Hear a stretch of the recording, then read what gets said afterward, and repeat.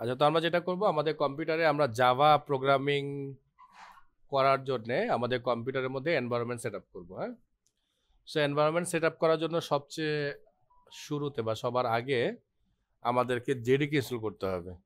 তো জেডিকে যে ভার্সনটা আমরা ইউজ করবো সেই ভার্সনটা হচ্ছে জেডিকে 17। তো আমি গুগলে সার্চ করলাম, ওরাকলের অফিসিয়াল সাইটে চলে আসলাম। এখান থেকে যেহেতু আমরা উইন্ডোজ কম্পিউটার ইউজ করতেছি, আমরা এই দুইটা যে কোনো একটা ভার্সন এখান থেকে ইনস্টল করে নিব। এখানে কিন্তু আবার আরেকটা ভার্সন আছে, ঠিক আছে? এক একটা মানে লেটেস্ট, মানে 17-এর লেটেস্ট ভার্সনটা আবার এটা 12। হ্যাঁ, 17-এর জন্য এখান থেকে এটাকে আমরা ইনস্টল করে নিব, ডাউনলোড করব। ডাউনলোড করে ইনস্টল করা কিন্তু সবচেয়ে সহজ। জাস্ট ওটাকে আমরা শুধুমাত্র নেক্সট নেক্সট নেক্সট করে যাব, আর কোনো ঝামেলা এখানে আমাদেরকে পোহাতে হবে না। That's all, clear? সো এটা হচ্ছে ফার্স্ট পার্ট। আরও একটা সফটওয়্যার লাগবে যেটাতে আমরা আসলে কোড লিখব, যেটাকে বলা হয় আইডিই। ই মানে হচ্ছে integrated development environment. It means এতদিন আমরা যে ভিএস কোড ইউজ করেছি ওটা একটা এডিটর, আর এখন আমরা যেটা ইউজ করতেছি ওটা একটা আইডিই।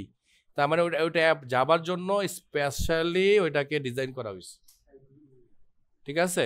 এবং ওটার মধ্যে এনভায়রনমেন্টগুলোকে ইন্টিগ্রেট করে দেওয়া আছে, মানে ওটার মধ্যে অনেক কিছু by default supporting system attach করা আছে। এই জন্য এটাগুলোকে বলা হয় আইডিই।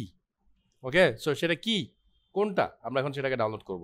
গুগল করলাম নেটবিনস 17 ডাউনলোড। সো আমরা নেটবিনসের অফিসিয়াল সাইট, এটা অ্যাপাচির একটা ফাউন্ডেশনের একটা সফটওয়্যার। সো আমরা এখানে চলে আসলাম। এখান থেকে আমরা নেটবিনস 17টাকে নিয়ে নিচ্ছি। এখান থেকে কিন্তু ইনস্টলারটাকে নিব।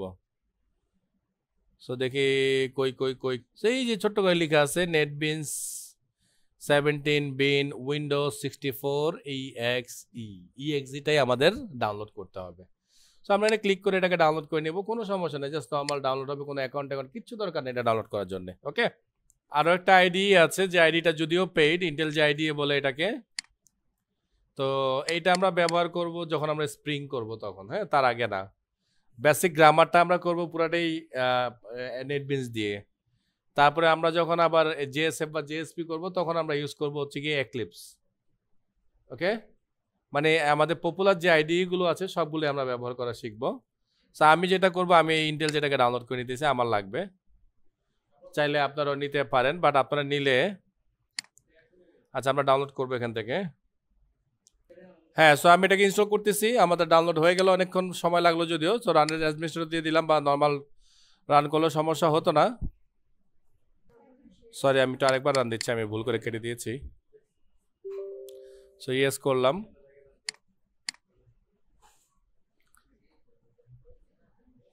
একদম সিম্পল, হ্যাঁ, ঠিক আছে, কোনো ঝামেলাই নেই কিন্তু, এই যে হয়ে যাচ্ছে, কাস্টমাইজ করার দরকার নেই আমাদের।